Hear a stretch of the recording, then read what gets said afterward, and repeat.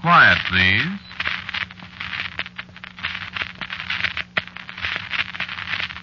Quiet, please.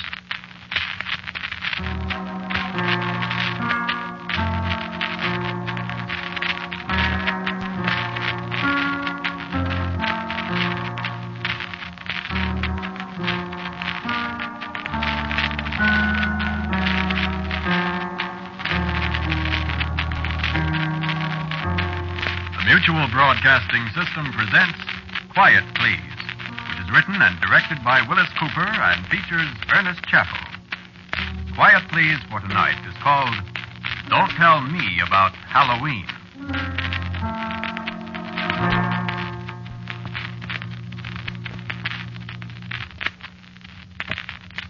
I'm going to kill my wife tonight, or maybe tomorrow night. I'm going to kill one of my wives. I'd better, or something's going to happen to me that won't be good. Well, Halloween's almost here. Halloween's the deadline, and Candace has to be dead before Halloween. Only trouble is, I'm not sure I'll recognize her when she shows up. You ever been in Salem, Massachusetts? Place where they hanged all the witches? No, they didn't burn them at the stake. A lot of people think so, but they didn't. They hanged them. All except the man witch, old Giles Corey, they pressed him to death. Very unpleasant. Well, it was in Salem this particular Halloween that I met Candace. It was dark up there on the hill where the gallows used to stand. Dark and cold with a damp wind coming in off the sea. A few little lights you could see in the dusk only made it darker and lonelier and creepier up there. I remember how I shivered as I started down the hill to town. And I remember how I jumped when something that looked like a black cat jumped out of the shadows at my feet. Without thinking, I yelled, "Who's that?" My heart almost stopped beating because... Well, good evening. I'd been all alone up there. And then, all of a sudden, there was a woman standing beside me. You're the first human being that's spoken to me tonight. Who are you? I'm Candace. I don't know any Candace. You didn't, but you do now. You nearly scared me to death. Oh, I wouldn't do that to you. What's your name? Craig. You like me, Craig? What? Well, I don't know what you look like. I like you very much. Well, but I... Kiss me, Craig. Now... Kiss me, I say. You know, you're going to be a very nice husband for me, Craig. What do you mean? I'm not going to... Oh, yes, you are. When I say something's going to happen, it happens, Craig. But I'm not... Wouldn't you like to be rich, Craig, and have a beautiful wife? I am beautiful. You'll see. Wouldn't you like to be rich and wise and happy and live forever? Mm-hmm. Wouldn't you, Craig? Who the devil are you? Why, that's a very apt way of putting it, Craig. Who are you? I'm Candace. That doesn't mean anything to me. I'm the witch they didn't hang, Craig.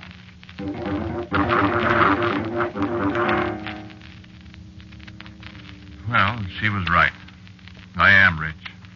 Whenever I need money, which hasn't been for a long time now, I ask Candace when she comes to see me at Halloween time. I am reasonably wise, I suppose. I'm quite an authority on American history, quite well considered at the university here. And while I can't say I've lived forever, I have lived 253 years. Now, that's right. You see, I met Candace on the hill above Salem in the year 1694, 2 years after Cotton Mather stopped hanging witches.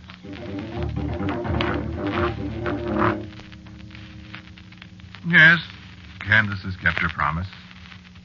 I remember the way she put it, standing up there in the early morning, watching the mists crawling along the ground below us. You'll not see me now till another Halloween. And I can't tell you what form I'll be in when I come to see you again. But if you see a strange bird or a lost dog, or any strange being at your door come Halloween, you say, "Who's that?" And if it so happens the stranger's me, why then I'll be home with you till the cock crows for morning. And I remember I started to speak, to ask questions, but she stopped me. For the time's short now, my love. And remember the words, and we've all the future before us. As long as I live, you shall live. And below us somewhere a rooster crowed. And I was standing alone on the hill. And a yellow butterfly was rising in circles above my head. I watched it disappear into the first rays of the sun.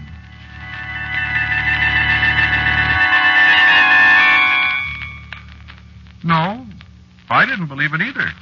And yet, we were only 2 years away from the witchcraft trials, and whatever may be said today, the belief in witches didn't die as quick a death as modern historians would have you believe. I was there. I know. Besides, I had married a witch.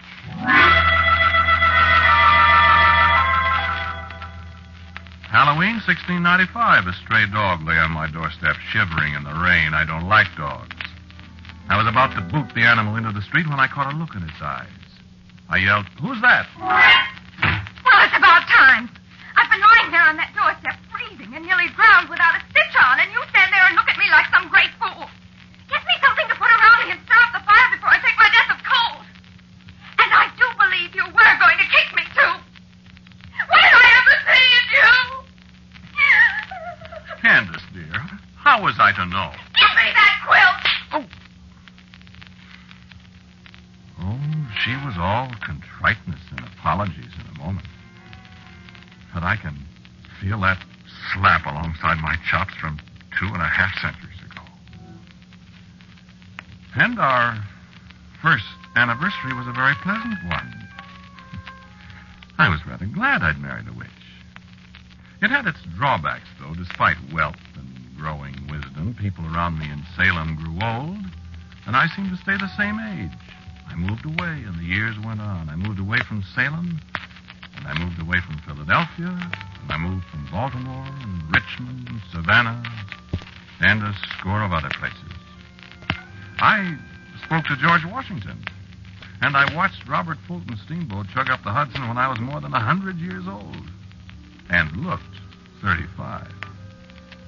And every Halloween I welcomed Candace home for a night.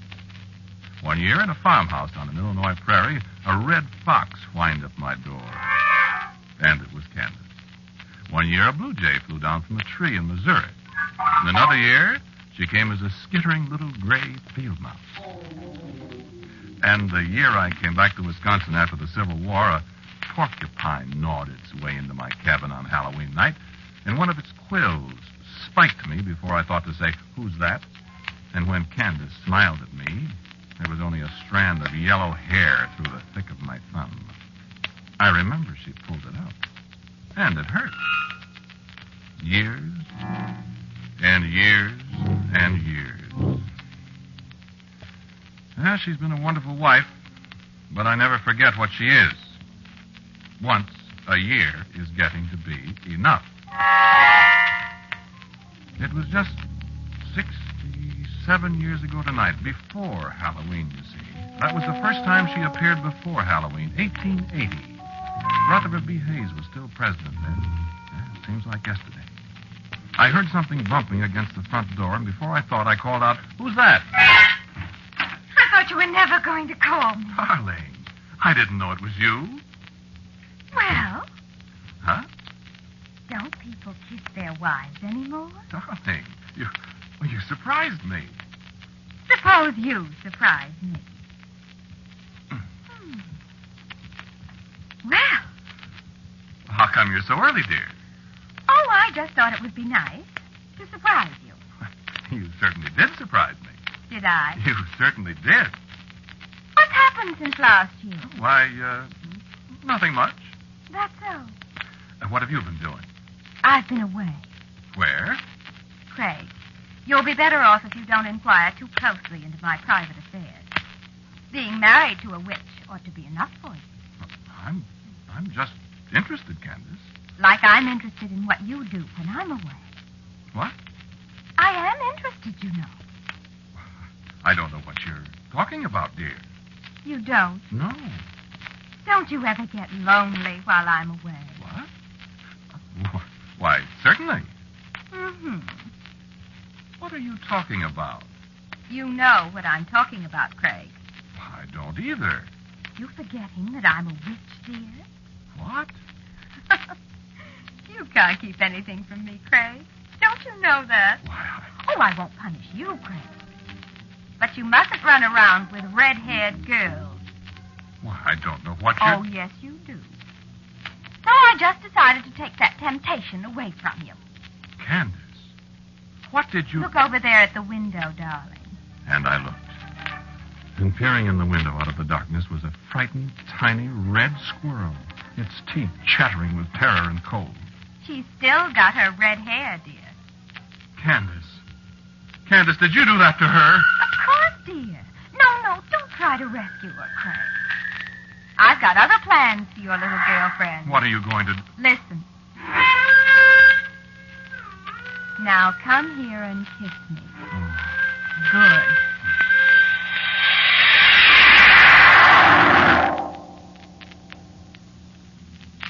Yes, in some ways it's fine. In some ways.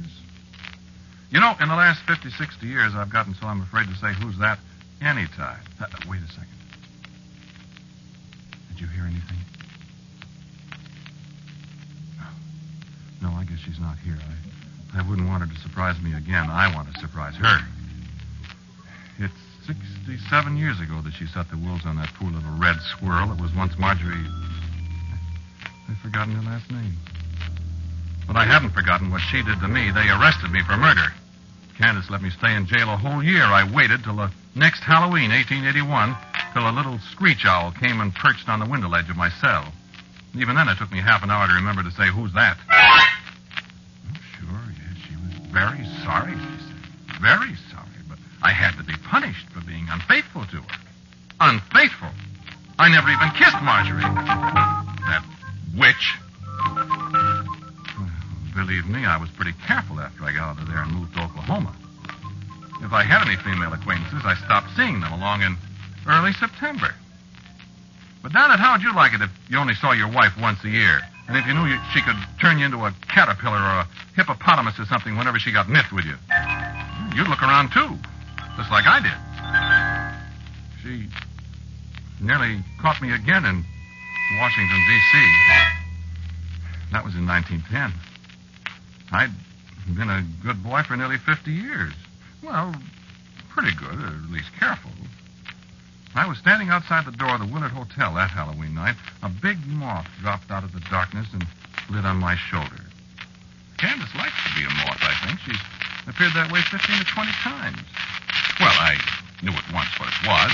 My conscience was reasonably clear, so I just said, who's that? Hello, darling. Welcome back, Candace, dear. Been a good boy. Perfect, darling. Love Candace? Mad about Candace. You better be. No, Candace. You living here now? In the hotel? I hope you like it. I've never been in Washington before. Well, we go sightseeing tomorrow. Oh, I saw quite a lot of it. Flying in. Yes? Who's that woman? What woman? Why, Craig, darling, where on earth have you been?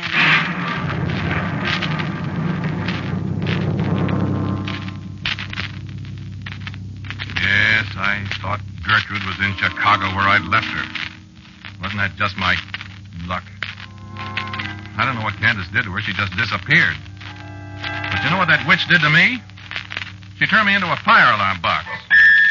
Don't laugh. It isn't funny. From October 31st, 1910 till October 31st, 1911, I stood there in front of the Willard Hotel, rain and shine, snow and boiling hot weather. And nobody even turned in an alarm on me. Of course, they did paint me in the spring. Then at 11:30 on Halloween, a little black dog came by. I tried to say, who's that? And I made it all right because I could hear gears clicking and wheels turning, and there we were, Candace in a black fur coat, and me in a blue serge suit all plastered with red paint. You look perfectly awful. How do you think I feel? Oh, my feet. Well, now maybe you won't be chasing other women, my dear. Candace, I promise I'll never do it again. You'd better not, sweetheart. I'm a very jealous woman. So I noticed. And if you think that was bad, how would you like me No, Candace, please. No. Don't tell me. You may kiss me now. Oh. And don't get paint all over my coat.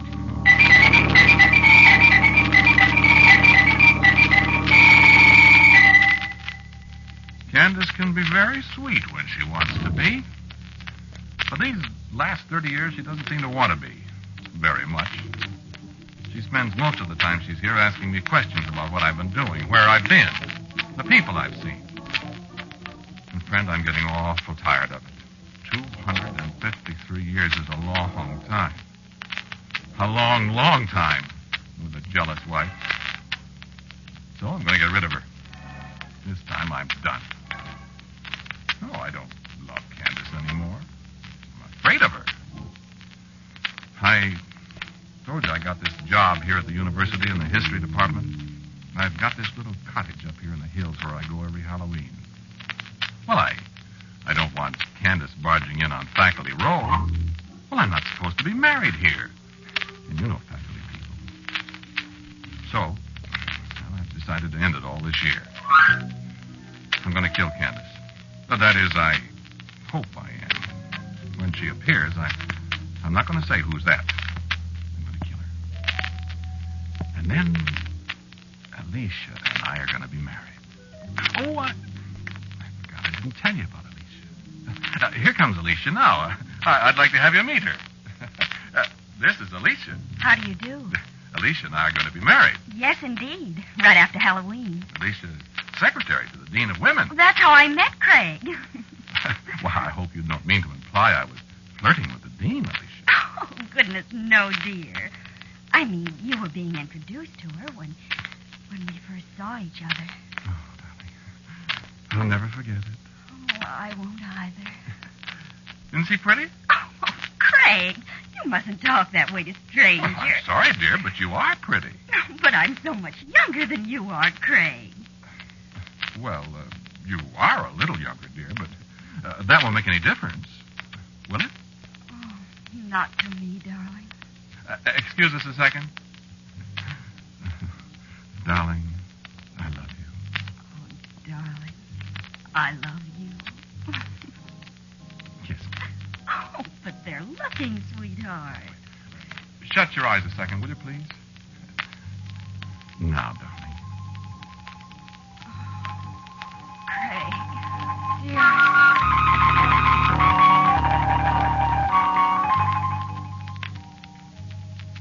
You like her? Quite a girl, isn't she? Nothing at all like Candace. Man, am I tired of Candace.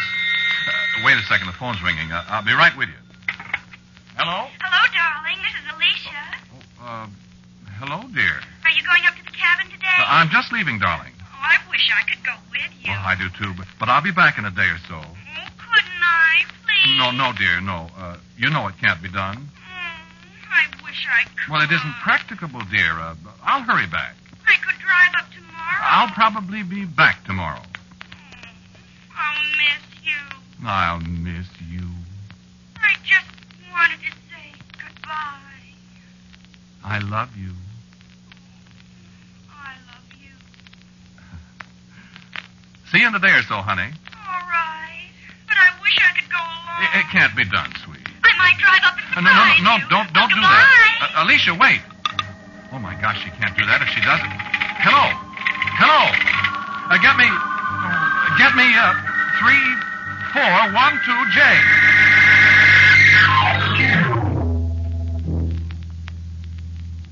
Well, so here I am. I wish I could have got Alicia back on that phone. If she comes up here, she'll...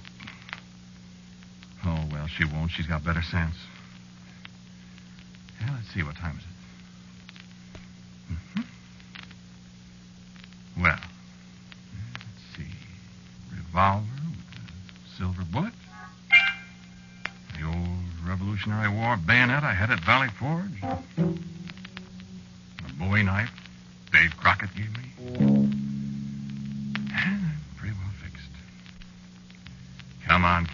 honey. Come on. Just come on in. This time you can come ahead of time, baby, and Papa will be waiting for you. And then, Alicia. Gee, if she's an owl or something this time. Wait a minute. Oh, if she's an owl, I better get that shotgun out.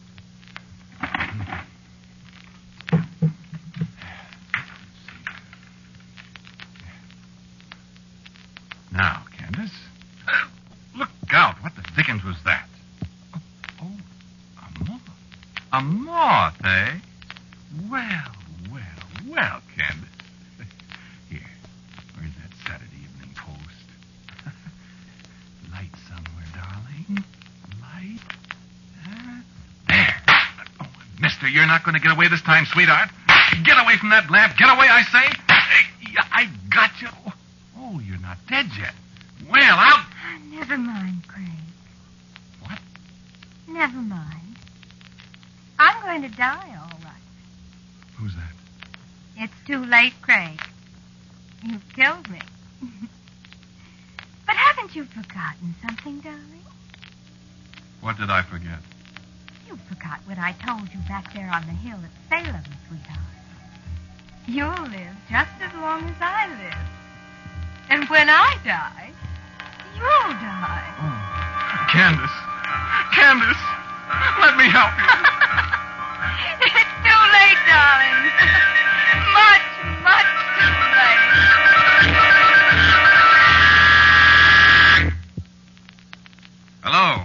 Hello, this is Forest Ranger Station. Oh, hello, Brad.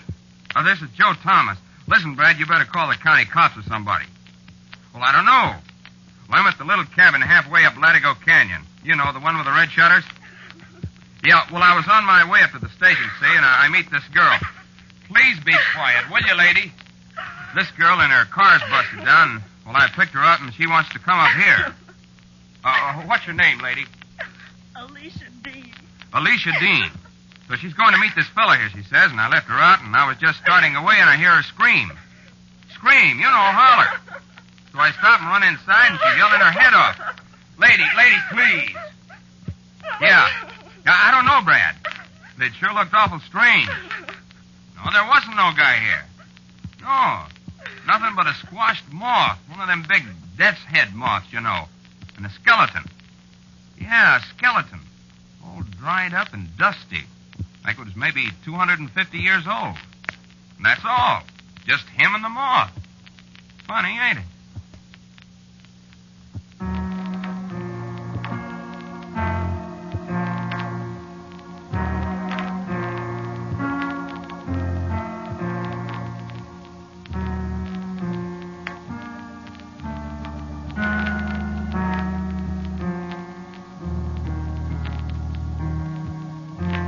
Listen to Quiet Please, which is written and directed by Wyllis Cooper. The man who talked to you was Ernest Chappell. And Jarita Bauer played Candace, Alicia was Peggy Stanley, and the forest ranger was Jim Bowles. The music for Quiet Please is composed and played by Gene Perazzo, except, of course, for our theme, which, in answer to many queries, is based on the second movement of the Symphony in D minor by Cesar Franck. Now, for word about next week's Quiet Please, here is our writer-director, Wyllis Cooper. Take Me Out to the Graveyard. That's the title I've got for next week's story. Come along for the ride, won't you? And so, until next week at this time, I am quietly yours, Ernest Chappell. Quiet Please comes to you from New York. This is the Mutual Broadcasting System.